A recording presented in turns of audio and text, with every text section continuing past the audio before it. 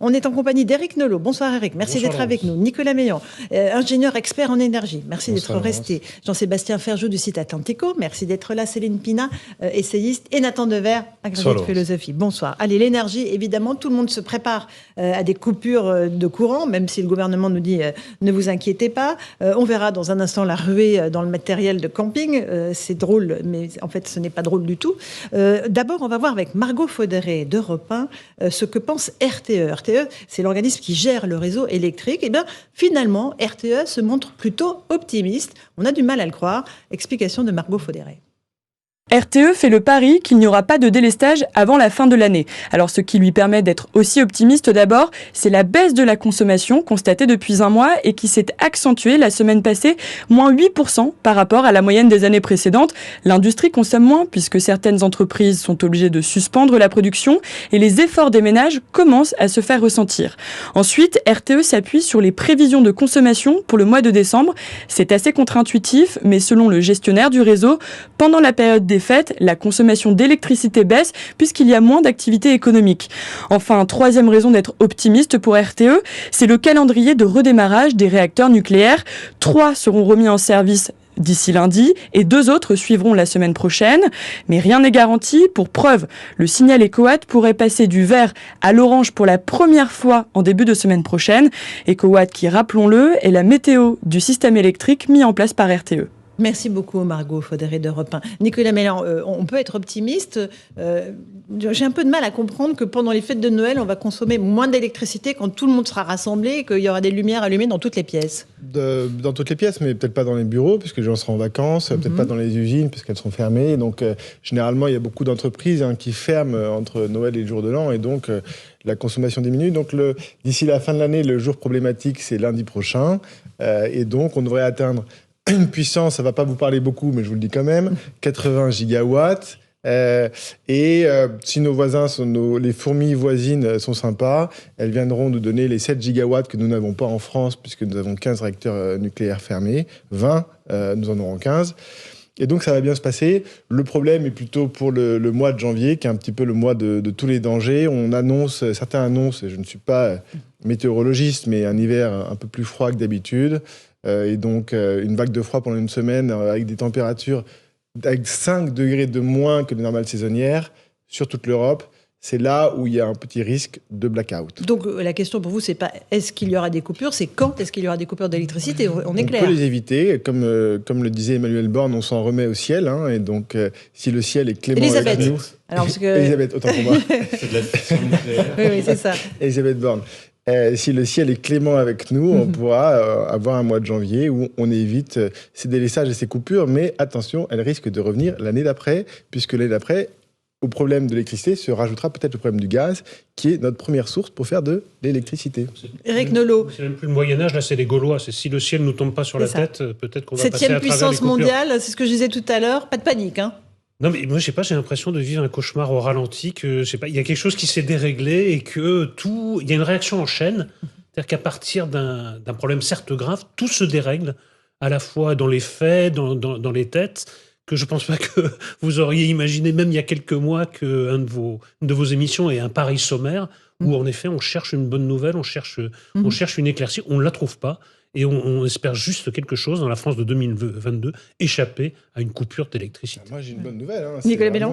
Moi, je suis en ce moment, je suis peut-être un peu influencé par la Coupe du Monde au Qatar, mais j'attends avec hâte mon carton jaune ou mon carton rouge pour 25 ans de politique idéologique et stupide sur l'énergie espérez le au niveau blackout, européen. en fait. C'est ça, vous espérez le blackout. Non, mais peut-être le carton jaune. La coupure. Mais qui va le recevoir? Le délestage. Oui, c'est ça la question. Les gouvernements, quand même. Non, mais c'est d'abord ceux qui vont subir la coupure. Bah oui, je sais bien. Regardez, est-ce que sur les Jean-Sébastien masques, Ferjou, Atlantico. est-ce que sur les masques, il n'y avait pas de masques? Pourtant, il y a des grands livres blancs qui identifient toutes les menaces auxquelles nous sommes confrontés.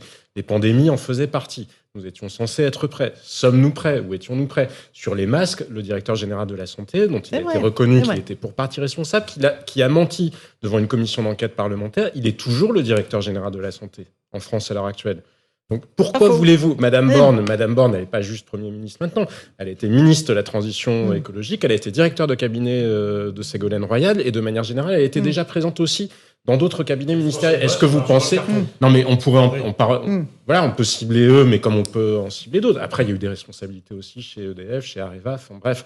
Mais en France, il y a un déficit de culture démocratique, et dans la mesure où le gouvernement joue très peu son rôle de contrôle, justement, de l'action de l'exécutif, ça continuera. Pourquoi voulez-vous que ça change? Les mêmes causes produisent les mêmes effets. Bien sûr. Nathan Devers, un petit mot là-dessus. Oui, la phrase que vous citiez d'Elisabeth Borne, on s'en remet au ciel, est extrêmement intéressante. Oui. Parce que, mais vraiment extrêmement intéressante. D'abord parce qu'elle véhicule tout un imaginaire en effet extrêmement superstitieux. Elle a dit qu'on s'en remettait, elle a dit qu'on dépendait. On dépendait du ciel, voilà. C'est vrai. Mais ça véhicule un imaginaire très superstitieux de se dire espérons qu'il ne pleuve pas, etc. Mais surtout parce que c'est le contraire de la politique.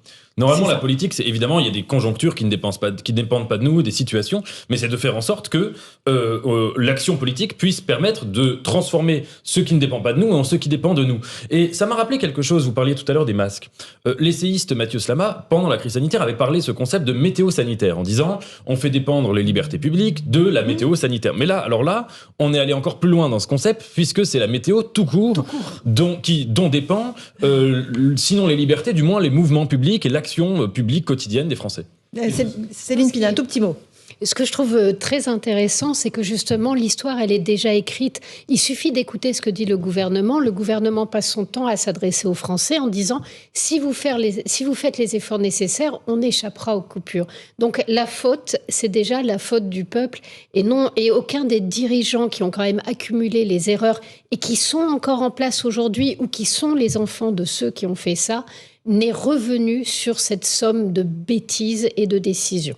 18h14, on est en direct dans Punchline sur CNews et sur Europe 1. 73% des Français trouvent le risque de coupure électrique inacceptable. C'est le résultat du sondage CSA pour CNews. Avec évidemment une gradation dans la colère de ceux qui ne supportent pas cette idée que la France, 7e puissance mondiale, puisse être réduite à la bougie, et aux lampes frontales. Écoutez la réaction de quelques Français recueillis dans la rue. Non, c'est pas acceptable, surtout en 2022, mais qu'est-ce que vous voulez faire ? On est résolu à accepter, quoi qu'il arrive, tout. Les mesures qu'on a imposées sont un peu inacceptables dans certains cas, notamment, celui des personnes sous respiration artificielle dans leur domicile. Se dire qu'on va plus avoir d'électricité chez soi, c'est quand même assez terrible. Il y a quelques années, on se serait dit c'est quasiment impossible que chez nous, on puisse ne plus avoir d'électricité ou ce genre de choses. Mais au vu de la situation actuelle, de la production qui est malheureusement trop faible, je pense que c'est inévitable. Je trouve ça inacceptable. Maintenant, c'est une réalité, donc le tout, c'est de s'y préparer et qu'on soit bien averti à l'avance. Voilà pour ces réactions pleines de bon sens des Français. Il faut noter que chez les jeunes, ils sont absolument effarés à l'idée de ne plus avoir d'électricité, de ne plus avoir leur téléphone et les réseaux sociaux. Nathan Devers, qu'est-ce que ça vous inspire ? C'était très intéressant ce que disait l'avant-dernière personne, parce que c'est vrai que je pense que ces dernières années, on a été confronté à 3 crises qui étaient absolument imprévisibles. La crise sanitaire, c'est-à-dire une épidémie qui déclenche des mesures du XVIIe siècle, une guerre sur le territoire européen et des coupures d'électricité potentielles sur le territoire français. Et c'est vrai que pour ma génération, et le monsieur qui parlait du micro-trottoir devait être à peu près de la même que moi, c'est-à-dire la génération de la fin des années 90, on a un peu grandi dans le mythe de la fin de l'histoire. Après la chute du mur, c'était le grand dimanche, on était arrivé comme ça à une période où plus rien n'allait se passer, et on nous a présenté, même dans les cours d'éducation civique, un certain nombre de choses comme des principes qui ne disparaîtraient pas, qui n'étaient pas fragiles. La démocratie, la liberté, la modernité technique, etc., etc. Et c'est vrai que ces dernières années, je pense que pour ma génération, il y a une sorte de découverte violente, ou en tout cas totalement soudaine, du fait historique, de la chose historique en elle-même qu'on n'avait pas forcément pressenti. Effectivement, et ça a commencé par la pandémie. Eric Nolot, qui m'a intéressé, oui. C'est cette dame qui dit de toute façon, il faut se préparer. Donc, c'est plus la peine de débattre, plus d'idéologie, plus de débat. Chacun pour soi, on va essayer de passer à travers. Il y a une forme de sauve-qui-peut individuel, de résignation. De résignation. Ouais. Les Français, plus on leur dit pas de panique, plus ils pensent le contraire et plus ils disent on peut compter que sur nous. Il est où le problème, Nicolas Mélan, aujourd'hui, sur l'approvisionnement d'électricité ? C'est quoi le problème chez nous ? Écoutez, j'ai écouté une audition de Yves Bréchet, qui est ancien haut-commissaire au Centre Énergie Atomique, dans la commission d'enquête sur la souveraineté énergétique de la France, qui s'est exprimé pendant 2 heures et qui disait... Le problème, finalement, c'est que quand vous êtes dans l'administration, vous envoyez des rapports, vous faites des rapports qui remontent dans les ministères, dans les cabinets des ministères, mais les cabinets des ministères, donc les gens qui entourent le ministre, en fait, ne lisent pas les rapports ou ne les comprennent pas. Et donc cette information ne remonte pas au ministre. Parce que ces gens-là, ils ont entre 25 et 35 ans, C'est la crème de la crème française, Polytechnique, Mines, Harvard, PhD. Ils ont bossé 3 ans dans le privé, non, bien 3 ans dans le ministère, et puis derrière, ils sont combinés. Aujourd'hui, le conseiller industrie d'Emmanuel Macron n'a jamais bossé dans l'industrie.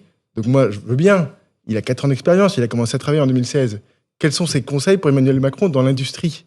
Compliqué. Pas faux, pas faux. Alors, Jean-Sébastien Ferjou, Atlantico. Mais c'est pour ça que je crois qu'il faut se regarder, il faut que nous nous regardions aussi en face. C'est-à-dire, il y a aussi une co-responsabilité. Non, arrêtez de dire que c'est de notre faute. Hein. Alors moi, j'adhère pas. Je vous le dis, c'est la vôtre en particulier, Laurence. Non, mais il y a une responsabilité collective malgré tout. Qui met Nicolas Hulot en tête des sondages de popularité ? Parce que c'est pour ça que ce soit Jacques Chirac ou Emmanuel Macron. Peut-être pas vous, mais les Français au sens large l'ont fait. C'est aussi pour ça que ce genre de personnalités ont été nommées. Le principe de précaution, si on les inscrit dans la Constitution notamment, c'est bien parce qu'il y avait une demande sociale. Regardez, on est aussi incapable dans le débat public d'avoir des ordres de grandeur ou des priorités. On est fasciné par la question d'éteindre les panneaux publicitaires la nuit. Alors je vous dis pas qu'il est utile d'avoir des panneaux publicitaires allumés la nuit, je m'en fiche éperdument.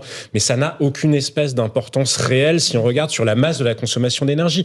Ralentir la vitesse sur les autoroutes. Je voyais ce matin Christian Gaulier, vous savez, qui dirige la Toulouse School of Economics, qui disait ça n'a pas de sens économique ni social, parce que oui, réduire la vitesse, ça ferait baisser un peu la consommation carbone, mais ça la fait augmenter par ailleurs quand on prend tous les effets de bord et tous les effets sociaux induits. Mais comme on ne fait jamais ça et qu'on aboutit à des décisionnaires qui précisément manquent parfois de compétences ou de temps, parce que là aussi il y a une responsabilité des Français. La moralisation qu'on a voulu, elle a abouti à quoi ? Ah ben il faut pas beaucoup de conseillers parce que ça coûte cher un ministère, s'il a trop de conseillers, ça coûte cher. Et ben moyennant quoi, qu'est-ce qu'on a ? On a des ministres qui parfois ont été réduits à 5 conseillers. Mais une fois que vous avez votre chef de cabinet, votre directeur de cabinet, ça passe au-dessus de la tête des Français, mon petit Jean-Sébastien, je vous assure. Là, d'accord, mais on n'est pas obligé, comme disait l'autre, de chérir les causes dont on déjà des effets. Non, mais là, vous dites c'est de notre faute. On inverse les responsabilités. Mais c'est pas vous, la vôtre en particulier.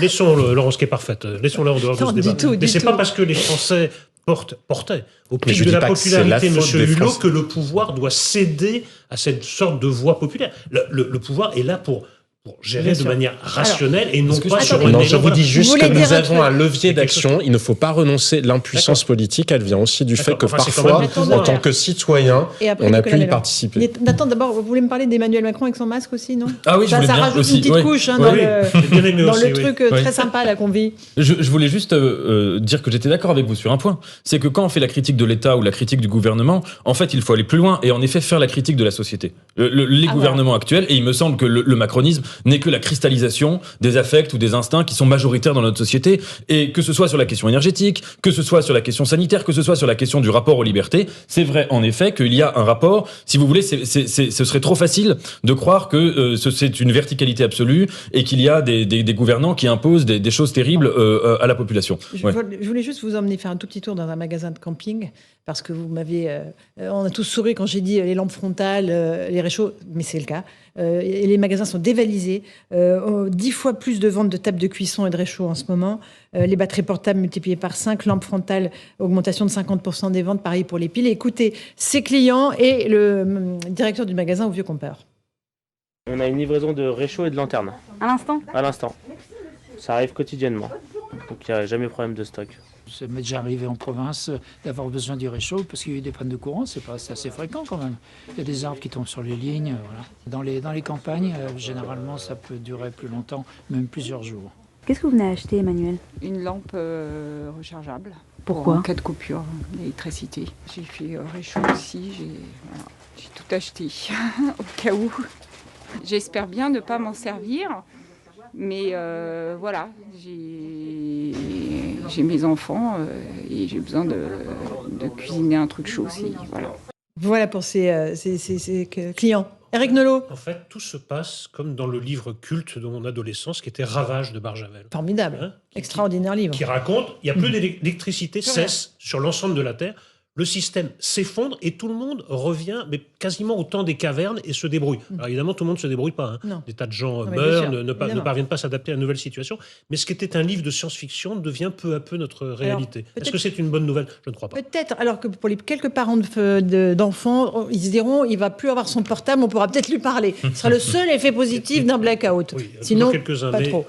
Nicolas Mélan. Oui, moi je voulais juste revenir sur un exemple, puisque moi j'ai été conseiller scientifique pour France Stratégie pendant 4 ans. qui est l'organisme, ce qui reste du commissariat au plan, ce qui reste un tout petit peu de temps long, et qui fait partie des services du Premier ministre. J'ai publié un rapport en juin 2019 qui, en gros, l'impact, c'était de consommer moins de pétrole russe. Pourquoi ? Parce que je proposais de réduire un peu la taille des voitures, et donc forcément, quand vous baissez la consommation, on va consommer moins de pétrole russe. Ce rapport est allé au cabinet d'Elisabeth Borne. Je pense qu'ils ne l'ont pas lu. Ils m'ont convoqué la veille du passage du texte à l'Assemblée pour essayer de comprendre ce qu'il y avait dedans. Je suis allé avec toute ma bonne volonté, j'ai essayé de leur expliquer, et eux m'ont dit « Mais non, mais vous n'avez rien compris, c'est stupide. » Très bien. Et donc, ce n'étaient pas des ingénieurs qui étaient en face de moi. Okay. Et puis ensuite, effectivement, Emmanuel Borne à l'Assemblée nationale qui a fait « Oui, écoutez, donc c'était un fameux bonus-malus sur le poids des voitures. » Oui, écoutez, France Stratégie, d'habitude, ils font des très bons rapports. Alors là, ils ont complètement pété un câble. Donc honnêtement, se faire baisser la consommation de pétrole en France, pas de problème. Ce que vous nous dites, c'est que ça fait des années qu'on s'aveugle, que la politique, notamment de construction de réacteurs et de centrales nucléaires, est quasiment à l'arrêt, que nos centrales ne sont pas entretenues, que la situation dans laquelle... Dans l'État. Oui, c'est ça, il y a des strates couche défaillante. Il y a des gens dans les administrations qui font bien leur travail, mais le travail ne remonte pas à l'exécutif parce qu'il est coupé par des gens qui n'ont pas les compétences de comprendre ce qu'ils ont fait. C'est ça le problème. Parce qu'il y a peu d'études d'impact et surtout peu d'études a posteriori, justement, pour mesurer. Regardez les leçons de la pandémie de Covid. On n'a rien fait en matière d'aération. La fameuse aération des bâtiments publics, des transports en commun, nous n'avons strictement rien fait, rien investi, alors que ça nous serait utile, pas uniquement pour le Covid, mais pour d'autres épidémies respiratoires qu'il y a chaque hiver. Regardez l'état du système hospitalier français, ça aurait pu nous servir si on l'avait fait l'année dernière, et qu'on ne dise pas que c'est le manque d'argent, parce que par ailleurs, on a flambé des milliards pour indemniser la fermeture de commerces qui n'étaient pas des lieux de contamination, et on le savait. En tout cas, on retiendra le pari de RTE qui dit qu'il n'y aura pas de délestage avant la fin de l'année, donc on a jusqu'au 31 décembre pour voir si RTE... non, s'est trompé. Et croyez-moi, on sera très, très vigilants. Ça va rappeler le 1er janvier.